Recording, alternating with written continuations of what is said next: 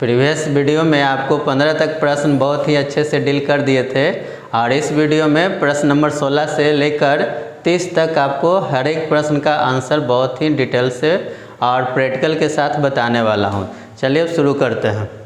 देखिए, निम्नलिखित सेल्स की सामग्री का अध्ययन करना, यानी कि ये जो प्रश्न है एक्सेल से दिया गया है। इसमें एक टेबल है और ये प्रश्न आपको कब समझ में आएगा, जब प्रैक्टिकल करिएगा तब समझ में आएगा। तो एक्सेल का फाइल जो है हम ओपन कर दिए हैं और सेम टू सेम डेटा जो है यहाँ पे लिख दिए, ठीक है। अब उसके बाद देखिए यहाँ पर ए किसका नाम है, तो कॉलम का नाम है ए बी और रो का नाम क्या है 1 2 है ना। तो यहाँ पे देखिए कॉलम का नाम ए बी हो गया और रो का नाम 1 2 हो गया और डेटा लिखा हुआ है ए वाले कॉलम में बी वाले कॉलम में सेम टू सेम यहाँ पे लिख दिया है। अब यहाँ पे A3 का रहा, तो A3 कौन होगा, तो A3 ये होगा। तो इसमें सूत्र लिखना है, क्या लिखना है A1 × A2। तो ये कैसे लिखाएगा, तो इसके लिए हम क्या करेंगे, इक्वल देंगे। तो इक्वल जो है हम यहाँ पे आपको दे दिए हैं और उसके बाद A1, तो A1 का मतलब A सेलेक्ट कर दिए। फिर उसके बाद इंटू का सिंबल देना है, तो इंटू का सिंबल भी दे दिए। उसके बाद यहाँ पर A2, तो A2 को हम सेलेक्ट कर रहे हैं। देखिए, तो दोनों को गुना करेंगे तो कितना आंसर आएगा, कितना आएगा 6 आएगा। देखिए, लेकिन इसमें एक और लगा हुआ है डॉलर का सिंबल। तो डॉलर का सिंबल देने के लिए डायरेक्ट नहीं देंगे, डायरेक्ट देंगे तो गलत हो जाएगा फार्मूला। तो हम लोग जो है यहाँ से देते हैं, ठीक है। तो यहाँ पे हम डॉलर के सिंबल जैसे देंगे तो डॉलर का सिंबल देने से क्या होगा, तो ए जो है ना A1 जो है, ये A1 सेल जो है ये फिक्स हो जाएगा, यानी कि इसका डेटा जो है फिक्स हो जाएगा। क्या हो जाएगा, फिक्स हो जाएगा, यानी कि 2 फिक्स हो जाएगा। देखिएगा ये आपको कब पता चलेगा, जब इसको हम कॉपी करेंगे तब, ठीक है। तो सबसे पहले इसको कॉपी करेंगे, कॉपी Ctrl+C से कॉपी कर देंगे। उसके बाद इसको ड्रैग करेंगे, यानी कि यहाँ पे क्या कर रहा है, A3 से सूत्र खींचकर B3 में कॉपी किया जाता है। तो B3 में देखने वाला मान क्या होगा, तो देखिएगा यहाँ पे 6 आ गया है, हम इसको कॉपी कर लिए हैं। अब उसके बाद इसको यहाँ पे खींच रहे हैं, यानी कि ड्रैग कर रहे हैं। तो इसका सही आंसर क्या होगा, 12 होगा। यहाँ पे देख लीजिए ऑप्शन में 12 दिया हुआ है, देखिए। तो सही आंसर ये होगा, ठीक है। यहाँ पे हुआ क्या, समझ लीजिए फिर से। देखिए यहाँ पर A1 है A2 के गुना कर दिया, ठीक है। और उसके बाद यहाँ पे जैसे क्लिक करते हैं तो आप फार्मूला बार में देख सकते हैं इसका मान फिक्स कर लिया गया, ठीक है। तो इसका मान कितना है 2 है, ठीक है। अब यहाँ पे B2 लिया है, B2 का मतलब ए वाला मान लिया है, ठीक है। तो इसको गुना करेंगे, है ना, यानी कि 2 और 6 को गुना करेंगे, है ना। तो क्या होगा, तो 12 आंसर आएगा, गुना हो जाएगा 2 × 6 = 12। चलिए अब नेक्स्ट प्रश्न की ओर चलते हैं।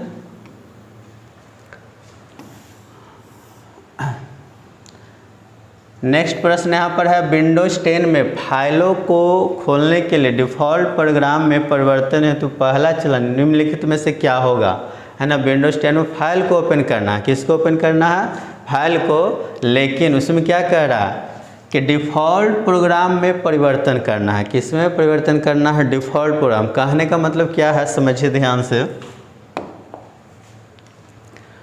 देखिए नोटपैड का फाइल है, किसका फाइल है, नोटपैड का। तो ये डिफ़ॉल्ट प्रोग्राम हो गया, कैसा प्रोग्राम हो गया, डिफ़ॉल्ट प्रोग्राम हो गया।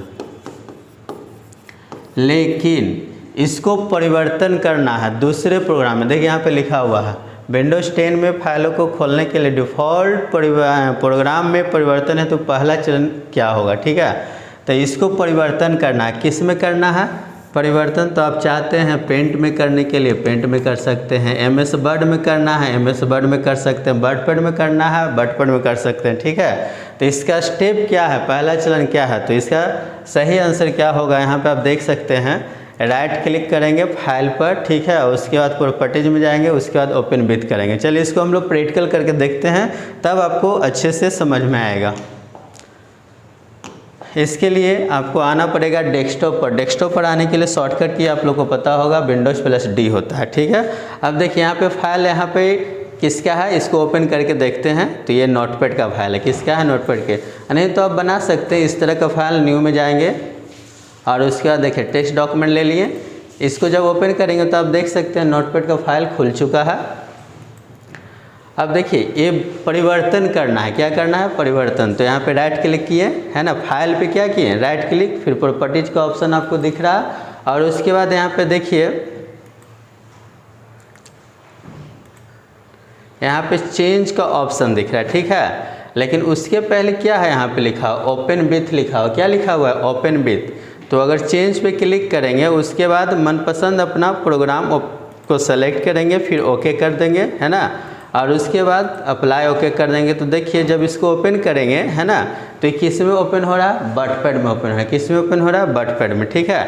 तो ये प्रश्न फिर से समझेंगे अच्छे से, ये प्रैक्टिकल देखने के बाद, समझ गए ना।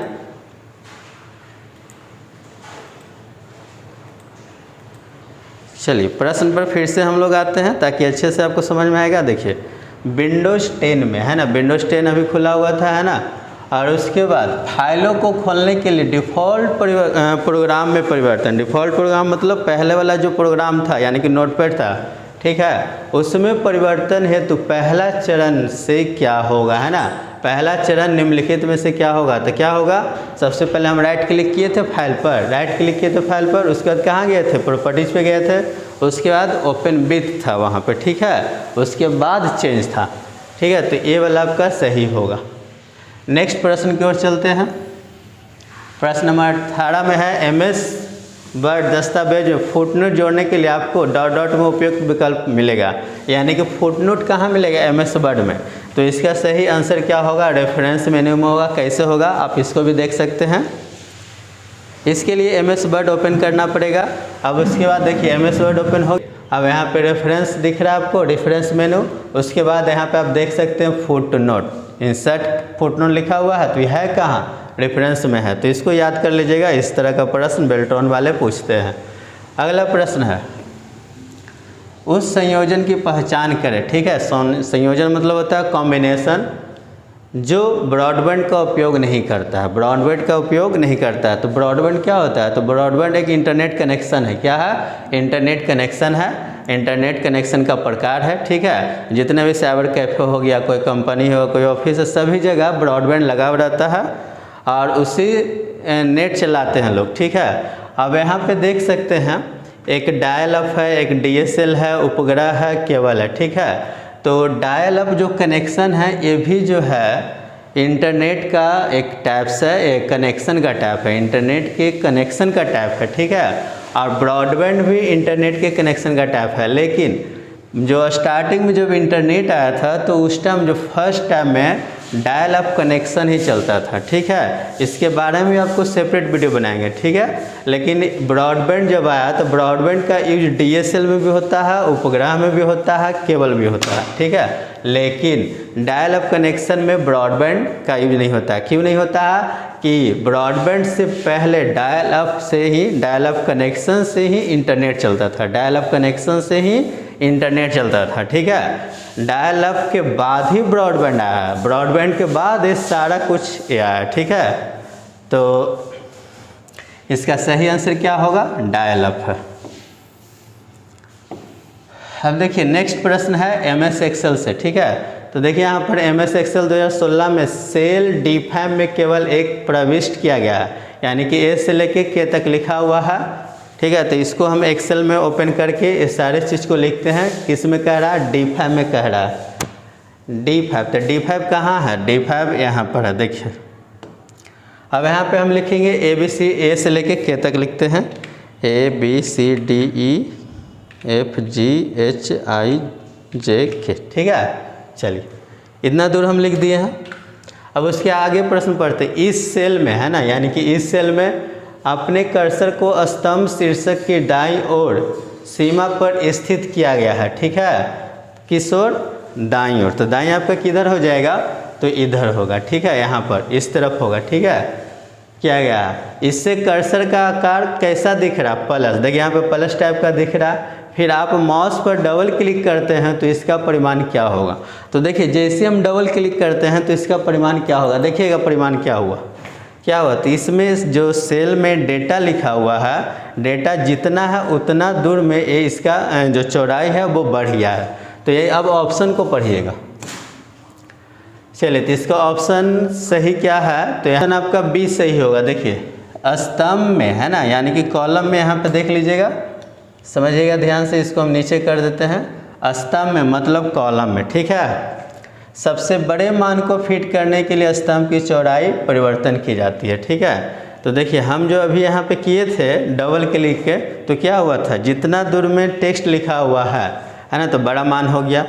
अब उसके अनुसार ही उसकी चौड़ाई यानी कि सेल की चौड़ाई जो है बढ़ती है। ठीक है, तो यही चीज़ इसमें लिखा हुआ है, ए सेम टू सेम चीज़। देखिए यहाँ पर स्तंभ में सबसे बड़े मान को फिट करने के लिए स्तंभ की चौड़ाई में परिवर्तित की जाती है। ठीक है, अब बाकी ये सब देखिएगा है ना, तो आपको सटीक आंसर नहीं मिलेगा। ठीक है, यहाँ पे तो करेक्ट आंसर में सी दिया है बेल्ट्रॉन वाले ने। ठीक है, और ये ऑनलाइन एग्जाम में सी ही सेट किया, जैसे बेल्ट्रॉन में सेट किया गया उसी तरह से इसमें भी सेट किया गया। ठीक है, तो देखिए इसमें क्या लिखा हुआ, स्तंभ में सबसे छोटे मान को फिट करने के लिए स्तंभ की चौड़ाई में परिवर्तित हो, नहीं छोटा मान नहीं ना है, ये तो बड़ा मान हो गया।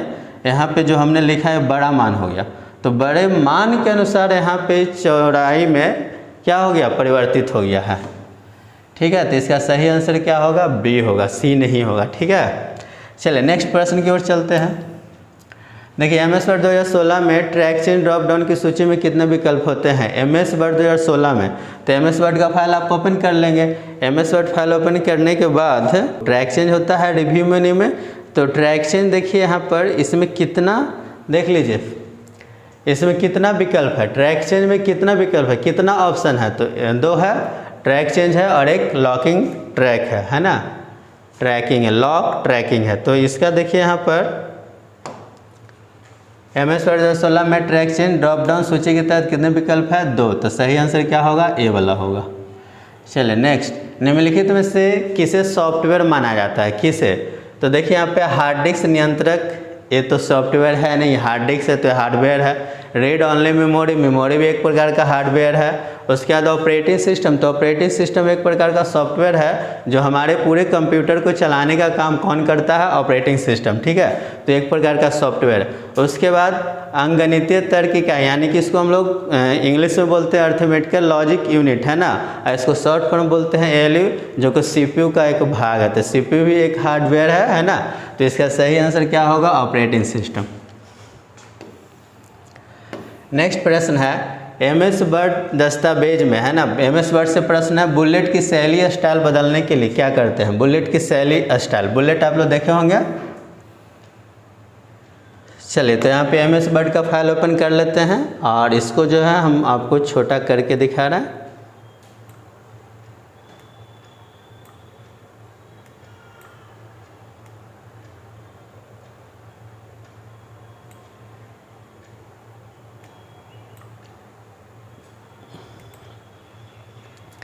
देखिए बुलेट कहाँ रहता है, तो बुलेट देख सकते हैं यहाँ पे रहता है, बुलेट लाइब्रेरी लिखा हुआ है। ठीक है, तो इसी से प्रश्न है। अब पढ़िए प्रश्न, MS वर्ड दस्तावेज में बुलेट की शैली स्टाइल बदलना है, बुलेट की शैली स्टाइल बदलना। मान लिया जाए कि इसमें हम क्या लगा दिए, बुलेट लगा दिए। ठीक है, और इसका स्टाइल जो है हमको बदलना है, तो क्या करेंगे है ना, पहले लगाते हैं उसके बाद बदलते हैं। तो लगाने के लिए हम सेलेक्ट कर लिए और उसके बाद यहाँ से बुलेट पे चले गए, हम ये वाला बुलेट लगा दिए या कोई वाला भी लगा दीजिए, चलिए ये वाला लगाते हैं। ठीक है, अब यहाँ पे ऑप्शन दिया हुआ है। ठीक है, ऑप्शन प्रश्न का दिया हुआ है, आंसर का अलग ऑप्शन है। ठीक है, उस बुलेटेड सूची को चयन करें जिसे आप पे फॉर्मेट करना चाहते हैं। ठीक है, पहला ए है, तो हमने तो अभी वही तो किया कि हम अभी चयन किए थे ना जिसको हमको करना है। ठीक है, यहाँ से कोई वाला भी अपना कर लीजिएगा। उसके बाद होम टैब पर पैराग्राफ समूह में बुलेट्स के आगे तीर के निशान पर क्लिक करें और फिर यहाँ पे क्लिक करें। तो देखिए ये होम टैब आपको दिख रहा है, होम टैब। ठीक है, उसके बाद यहाँ पे तीर बुलेट दिख रहा है ना, उसके बाद यहाँ पे तीर दिख रहा है। ठीक है, और उसके बाद आपको क्या करना है, उसके बाद क्या करना है, यहाँ पे डॉट डॉट पे क्या करना है, पहले हम इसको सेलेक्ट किए, फिर उसके बाद यहाँ पर गया होम टैब में के अंदर यहाँ पर आया और उसके बाद क्या करेंगे, तो यहाँ पे मनपसंद बुलेट को सेलेक्ट करेंगे। मनपसंद बुलेट को क्या करेंगे, सेलेक्ट करेंगे। जैसे हमारा मनपसंद है तो इस पर क्लिक किया, देखिए यहाँ पे चेंज हो चुका है। ठीक है, लेकिन ऑप्शन में क्या दिया हुआ है, ऑप्शन में दिया हुआ है चेंज बुलेट। ठीक है, तो चेंज बुलेट का कोई ऑप्शन नहीं होता है। ठीक है, तो इसका सही आंसर वही होगा। क्यों होगा, क्योंकि चेंज की जगह मनपसंद बुलेट होना चाहिए था। ठीक है, चेंज का ऑप्शन नहीं दिया हुआ, आप देख सकते हैं। देखिए यहाँ पे क्लिक कर रहा है, यहाँ पे चेंज का कहीं ऑप्शन है दिया हुआ, ये अलग चीज़ है। चेंज लिस्ट लेवल ये अलग चीज़ होता है। डिफाइन न्यू बुलेट का ऑप्शन दिया हुआ है। ठीक है, लेकिन यहाँ पर जो है सही आंसर यही होगा, चेंज बुलेट ही होगा। क्यों होगा? क्योंकि बुलेट को चेंज करने के लिए कह रहा, तो हम लोग मनपसंद बुलेट अगर लेंगे तभी तो बुलेट चेंज होगा। चलिए नेक्स्ट प्रश्न की ओर चलते हैं। MS एक्सेल 2016 में किस मेनू से शो इंक फंक्शन चयनित किया जाता है? किस मेनू से शो इंक फंक्शन चयनित किया जाता है? तो इसका सही आंसर है रिव्यू मेनू। कैसे? तो MS एक्सेल आपको ओपन करना पड़ेगा और उसके बाद आपको रिव्यू में जाना पड़ेगा। देखिए यहाँ पे रिव्यू में गए और यहाँ पे देखिए हाइड इंक का ऑप्शन होता है, ठीक है। और जैसे उस पर क्लिक करेंगे, ठीक है ना, तो यहाँ पे शो इंक आना चाहिए, लेकिन ऐसा सॉफ्टवेयर नहीं बनाया गया। सॉफ्टवेयर बनाया गया हार्ड इंक, ठीक है, लेकिन प्रश्न पूछा जाता है शो इंक, ठीक है। तो इसको याद रखिएगा, शो इंक पूछे या हार्ड इंक पूछे, आपका आंसर क्या होगा? रिव्यू मेनू, ठीक है। यानी कि रिव्यू मेनू में ही दोनों रहता है। क्यों रहता है? क्योंकि एक बार क्लिक करेंगे तो शो इंक होगा और दूसरी बार क्लिक करेंगे तो हाइड इंक होगा, ठीक है। चलिए अब नेक्स्ट प्रश्न की ओर चलते हैं। 25 नंबर, निम्नलिखित में से कौन सा अनुप्रयोग सॉफ्टवेयर का उदाहरण है? देखिए सॉफ्टवेयर दो प्रकार का होता है। सॉफ्टवेयर कितने प्रकार का? दो प्रकार का। सॉफ्टवेयर दो प्रकार का, ठीक है। एक होता है सिस्टम सॉफ्टवेयर और एक होता है एप्लीकेशन सॉफ्टवेयर। क्या होता है? एप्लीकेशन सॉफ्टवेयर, ठीक है। तो सिस्टम सॉफ्टवेयर किसको कहते हैं? तो जो सिस्टम को चलाने वाला सॉफ्टवेयर होता है उसको हम लोग बोलते हैं सिस्टम सॉफ्टवेयर। जैसे ऑपरेटिंग सिस्टम, ठीक है, और भी लैंग्वेज ट्रांसलेटर होता है, ठीक है। तो ये सब सिस्टम को चलाता है। ऑपरेटिंग सिस्टम क्या करता है? हमारे कंप्यूटर को चलाता है, इसलिए हम लोग क्या बोलते हैं? System software. ऑपरेटिंग सिस्टम एक सिस्टम सॉफ्टवेयर का एग्जाम्पल है, ठीक है। अब एप्लीकेशन सॉफ्टवेयर किसको कहते हैं? तो वैसा सॉफ्टवेयर जो यूजर को प्रयोग करने के लिए बनाया जाता है, ठीक है। यूजर उस पर अच्छे से काम करे उसके लिए बनाया जाता है, ठीक है। जैसे जितना भी सॉफ्टवेयर आप देखते हैं, फोटोशॉप हो गया, ठीक है, टैली हो गया, ये सब सारा चीज़ है एप्लीकेशन सॉफ्टवेयर जो यूजर के लिए बनाया गया है। और सिस्टम को चलाने के लिए बनाया जाता है तो सिस्टम सॉफ्टवेयर, ठीक है। तो यहाँ पे प्रश्न क्या कह रहा है आप समझते हैं। देखिए प्रश्न क्या कह रहा है समझिएगा। अनुप्रयोग, तो अनुप्रयोग सॉफ्टवेयर का उदाहरण नहीं है, मतलब कि एप्लीकेशन, अनुप्रयोग का इंग्लिश क्या होता है? एप्लीकेशन। एप्लीकेशन सॉफ्टवेयर का उदाहरण कौन नहीं है, ठीक है। तो यहाँ पे सही आंसर क्या होगा? इसका सही आंसर होगा यहाँ पे उबुंटू होगा। क्यों उबुंटू होगा? क्योंकि उबुंटू एक ऑपरेटिंग सिस्टम है, ठीक है। इसका सही आंसर डी होगा, उबुंटू। बाकी सैप हो गया, ओरेकल हो गया, MS ऑफिस हो गया, ये एप्लीकेशन सॉफ्टवेयर है। लेकिन यहाँ प्रश्न क्या कर रहा है कि एप्लीकेशन सॉफ्टवेयर का उदाहरण नहीं है। तो एप्लीकेशन सॉफ्टवेयर का 3 उदाहरण है, कौन कौन? सैप, ओरेकल, MS ऑफिस, ठीक है। लेकिन उबुंटू क्या है? उबुंटू एक ऑपरेटिंग सिस्टम है, ठीक है। जैसे विंडोज ऑपरेटिंग सिस्टम होता है और उसके बाद उसी तरह से उबुंटू भी होता है, डॉस भी होता है। ऑपरेटिंग सिस्टम का वीडियो एक स्पेशल बनेगा, ठीक है। कुछ दिन के बाद आपको सारा वीडियो धीरे धीरे करके मिलते रहेगा। चलिए नेक्स्ट प्रश्न की ओर चलते हैं। 26 नंबर, देखिए जब आप अपने दस्तावेज बनाने के लिए प्रयोग किए जाने वाले संस्करण की तुलना में, ठीक है, MS वर्ड के नए संस्करण का उपयोग करते हैं तो आपको आमतौर पर शीर्षक पट्टी पर टाइटल बार में क्या दिखाता है? ठीक है, समझिएगा फिर से। जब आप अपने दस्तावेज बनाने के लिए प्रयोग किए जाने वाले संस्करण की तुलना में MS वर्ड नए संस्करण का उपयोग करते हैं, ठीक है। जैसे मान लें कि हम MS वर्ड 2007 वाला यूज कर रहे हैं। कौन वाला यूज कर रहा है? 2007 वाला, ठीक है। लेकिन अब जो है हम नया वाला यूज करना चाहते हैं, ठीक है। जो भी लिखे हैं 2007 वाले में वो अब हम यूज कर रहे हैं 2016 वाले में, ठीक है। तो 16 वाले में जब यूज करेंगे तो MS वर्ड जब ओपन होगा, ठीक है, MS वर्ड जब ओपन होगा तो इसको जो शीर्षक में लिखा हुआ रहेगा यहाँ पर, ठीक है, वो क्या लिखा हुआ रहेगा? तो इसका आंसर क्या होगा आप देख सकते हैं। यहाँ पर MS वर्ड को जो है हम आपको ओपन करके दिखा रहे हैं। देखिए MS वर्ड को ओपन करके दिखा रहा है। देखिए क्या लिखा हुआ है, क्या लिखा हुआ है?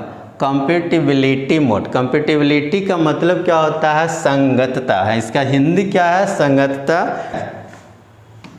चलिए अब नेक्स्ट प्रश्न की ओर चलते हैं। निम्नलिखित में से किस प्रकार की रोम में, है ना, रोम से प्रश्न है, इसके एक विशिष्ट भाग को बदलने के लिए पूरी चिप को पूरी तरह मिटाना नहीं पड़ता है। ठीक है, अब देखिएगा रोम के बारे में थोड़ा सा समझिएगा। रोम का पूरा नाम क्या होता है? Read only memory. रोम का पूरा नाम होता है रीड ऑनली मेमोरी, यानी कि इसमें जो मेमोरी होता है ये किस लिए बनाया जाता है? तो कोई भी कंप्यूटर हो, मोबाइल हो, ठीक है ना, उसमें डाटा को रीड करने के लिए बनाया जाता है ये मेमोरी। ठीक है, तो इसका भी कई टाइप्स होता है। ठीक है, जैसे इसका टाइप होता है पी रोम होता है, उसके बाद ईपी रोम होता है, उसके बाद क्या होता है? ईईपी रोम होता है। आपको रोम के लिए भी एक अलग से वीडियो बना देंगे। ठीक है, तो यहाँ पर आपको इसके बारे में बता रहे हैं ईईपी रोम। ईईपी रोम का काम क्या होता है कि हम रोम के अंदर, ठीक है, अगर कोई कंपनी का नाम लिखते हैं, जैसे आपको मोबाइल, अपना मोबाइल ओपन करिएगा, चाहे वो वीवो हो, ओप्पो हो, कोई भी हो, है ना, तो जैसे ही ओपन करते हैं तो यहाँ पे लिखा आता है कंपनी का नाम, तो कंपनी का नाम वीवो है। ठीक है, अगर आपको एक कंपनी का नाम मिटाना है, या तो पूरा मिटाना है या एक लेटर मिटाना है, तो कैसे मिटाता है? तो कैसे मिटाता है? तो ईईपी रोम से मिटाता है। इसका पूरा नाम क्या होता है? Electronic erasable programmable read only memory. ठीक है, तो इसमें जो है लेजर लाइट की मदद से मिटाया जाता है। ठीक है, या तो आप एक मिटा रहे या पूरा मिटा रहे, लेकिन मिटा जाएगा। किससे मिटेगा? तो ईईपी रोम से मिटेगा। चलिए प्रश्न पे आते हैं। देखिए क्या कह रहा है, निम्न में से किस प्रकार की रोम, यानी कि सब रोम का प्रकार है, ठीक है ना, एक खुद अपना रोम है। ठीक है, इसके एक विशिष्ट भाग को बदलने के लिए, विशिष्ट भाग का मतलब जैसे हम अभी बताए थे कि यहाँ पे लिखे वीवो, क्या लिखे हैं? मोबाइल ओपन करते होंगे, कंपनी का नाम आता होगा, है ना। तो विशिष्ट भाग का मतलब जैसे हमको सिर्फ इसको ओ को मिटाना है, कोई एक भाग को मिटाना है, तो पूरी चिप को पूरी तरह से मिटाना नहीं पड़े, पूरी तरह से नहीं मिटाना पड़े, तो उसके लिए कौन सा रोम का प्रकार यूज करेंगे? तो इसका सही आंसर क्या होगा? तो इसका सही आंसर ये होगा। इसका काम क्या है? वो अपना एक भी मिटा सकता है, पूरा भी मिटा सकता है। ठीक है, चलिए नेक्स्ट प्रश्न की ओर चलते हैं। 28 नंबर, हम विंडोज एक्सपी में वॉलपेपर कैसे बदलते हैं? तो विंडोज एक्सपी में वॉलपेपर बदलने के लिए याद रखिएगा, ठीक है, इसका सही आंसर क्या होगा? तो ये बी होगा। डेस्कटॉप पे राइट क्लिक करेंगे और उसके बाद प्रॉपर्टीज में जाते हैं, उसके बाद डेस्कटॉप पे जाते हैं। ठीक है, ये वाला सही आंसर है, याद कर लीजिएगा। ठीक है, पुराना वाला जो आता था एक्सपी उसमें ऐसा होता है, लेकिन यहाँ पे आप विंडोज 10 में देखेंगे तो ऐसा नहीं होता है। इसका नियम थोड़ा अलग है ना। वॉलपेपर चेंज करना है, यानी कि इसको चेंज करना है, तो इसके लिए आपको कहाँ जाना पड़ेगा? पर्सनलाइज में। उसके बाद देखिएगा डेस्कटॉप पर, उसके बाद पर्सनलाइज में जाइएगा और उसके बाद जो है यहाँ देखिए बैकग्राउंड लिखा हुआ, इस पर क्लिक करिएगा, नहीं तो बाय डिफ़ॉल्ट यहाँ पे रहता ही है। और वॉलपेपर चेंज करना है, जैसे हमको ये अच्छा लग रहा है इस पर क्लिक कर दिए, थोड़ा वेट करेंगे, यहाँ चेंज हो गया तो यहाँ भी चेंज हो गया। तो ये विंडोज़ 10 का नियम है। लेकिन आपसे प्रश्न किसके दिया पूछा जा रहा है? पुराना वाला जो वर्जन आता था विंडोज ऑपरेटिंग सिस्टम एक्सपी दिया है ना। तो एक्सपी का क्या नियम है कि सबसे पहले आपको कहाँ जाना है? डेस्कटॉप पे, है ना, डेस्कटॉप। तो डेस्कटॉप किसको कहते हैं? तो डेस्कटॉप इसी को कहते हैं ना। तो इस पर राइट क्लिक करना है। क्या करना है? Right click. और यहाँ जो आप पर्सनलाइज देख रहे हैं, पहले के कंप्यूटर में यहाँ पे प्रॉपर्टीज रहता था, ठीक है। और उसके बाद यहाँ पे जो बैकग्राउंड देख रहे हैं, यहाँ पे क्या रहता था? डेस्कटॉप। क्या रहता था? डेस्कटॉप, ठीक है। तो आप याद कर लीजिएगा, इसको पुराने वाले से पूछा गया है। चलिए नेक्स्ट प्रश्न की ओर चलते हैं। 29 नंबर, MS वर्ड 2016 में वर्तनी और व्याकरण यानी स्पेलिंग एंड ग्रामर जांच विकल्प किस में होता है? तो इसका सही आंसर होगा रिव्यू में। देखना चाहते हैं MS वर्ड का फाइल ओपन कर लीजिए और यहाँ देखिए रिव्यू है, ठीक है, और यहाँ पे स्पेलिंग एंड ग्रामर है। तो इसका सही आंसर क्या होगा? तो इसका सही आंसर होगा रिव्यू। चलिए नेक्स्ट प्रश्न की ओर चलते हैं। नेक्स्ट प्रश्न मेल मर्ज से है। देखिएगा, मेल मर्ज हेतु MS एक्सेल डाटा स्रोत फाइल के लिए कस्टम जानकारी के प्रत्येक फील्ड के लिए जिसे आप मर्ज किए दस्तावेज में शामिल करना चाहते हैं, एक क्या बनता है। तो यहाँ पे जैसे MS एक्सेल लाएगा तो MS एक्सेल के फाइल को क्या कहते हैं, वर्कशीट। ठीक है, तो यहाँ पे डेटा स्रोत में क्या होता है, क्या आपको पता होगा डेटा स्रोत में क्या होता है कि जिनके पास मैसेज भेजना है उनका पूरा रिकॉर्ड रखा जाता है। तो रिकॉर्ड रखने वाला काम कौन करता है, MS एक्सेल। तो MS एक्सेल फाइल को डेटा सोर्स फाइल बनाया है, डेटा सोर्स फाइल, यानी कि इस फाइल में है ना, इस फाइल में MS एक्सेल फाइल में नाम, एड्रेस, मोबाइल नंबर, ये सब सारा कुछ लिख कर रख दिया गया। ठीक है, लिख कर क्या कर दिया गया, रख दिया गया है। ठीक है, तो यहाँ पे क्या कर रहा है, समझिएगा ध्यान से। मेल मर्ज हेतु मतलब कि संदेश भेजने हेतु MS एक्सेल डाटा स्रोत फाइल बनाने के लिए है ना, यानी कि MS एक्सेल में सबका नाम, अता पता लिखेंगे, यानी कि अपना मन से जो जानकारी देंगे, कस्टम जानकारी उसको कहते हैं, अपना मन से प्रत्येक फील्ड के लिए, यहाँ कलाए नहीं लिखा हुआ, के लिए लिखा हुआ, जिससे आप मर्ज करते हैं, यानी कि जो हम नाम लिखेंगे, अता पता लिखेंगे, उसको हम मर्ज करना चाहते हैं, तो वो क्या बनेगा। तो आप जो नाम लिखिएगा MS एक्सेल के फाइल में, तो MS एक्सेल के फाइल को हम लोग क्या कहते हैं, वर्कशीट कहते हैं, और इसका शुद्ध हिंदी होता है कार्यपत्रक। तो आपका आज का वीडियो समाप्त हो रहा है, क्योंकि 30 प्रश्न का आंसर बहुत ही डिटेल्स दे चुके हैं। धन्यवाद।